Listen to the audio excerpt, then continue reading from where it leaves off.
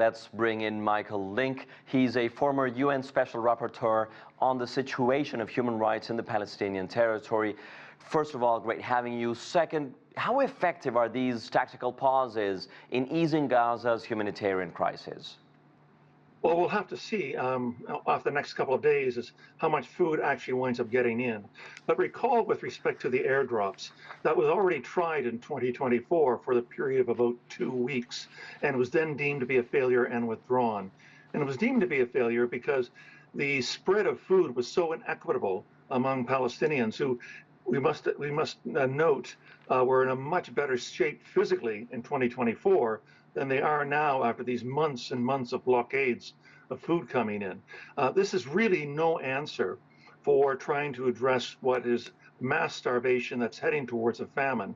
What we really need are trucks of humanitarian aid entering at scale into Gaza. Recall that during the ceasefire between late January and early March, there were around 650 trucks a day of humanitarian aid entering into Gaza and delivering this aid at 400 different depots.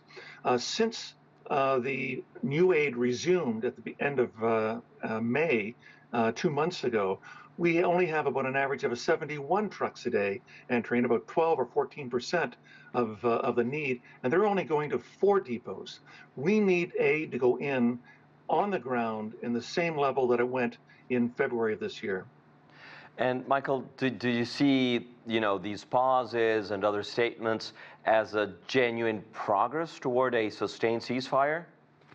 I think it's probably the least that Israel is willing to do, given the immense political pressure it's facing from around the world.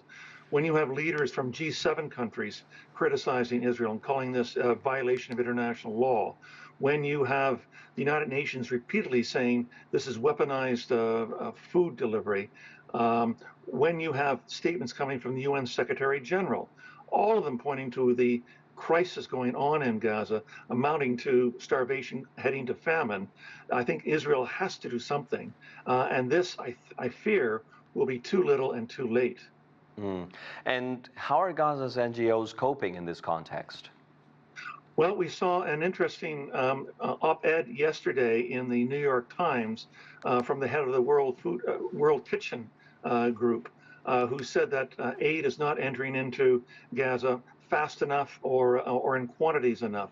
We have statements made last week by a joint statement of over 100 civil society and human rights organizations saying much the same thing, that there had to be an immediate ceasefire, had to be a permanent ceasefire, and that aid had to enter into at scale for what the Palestinians wind up needing.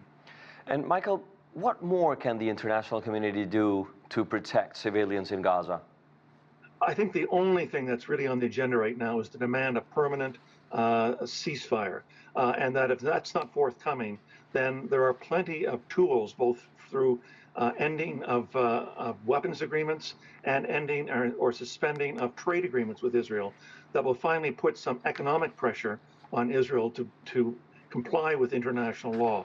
Anything short of demanding an immediate and durable ceasefire, I think, is bound to fail, and I think we're bound to have this story repeat itself over and over again. Michael Lynk, thank you very much. Great having you. My pleasure. Thank you for having me.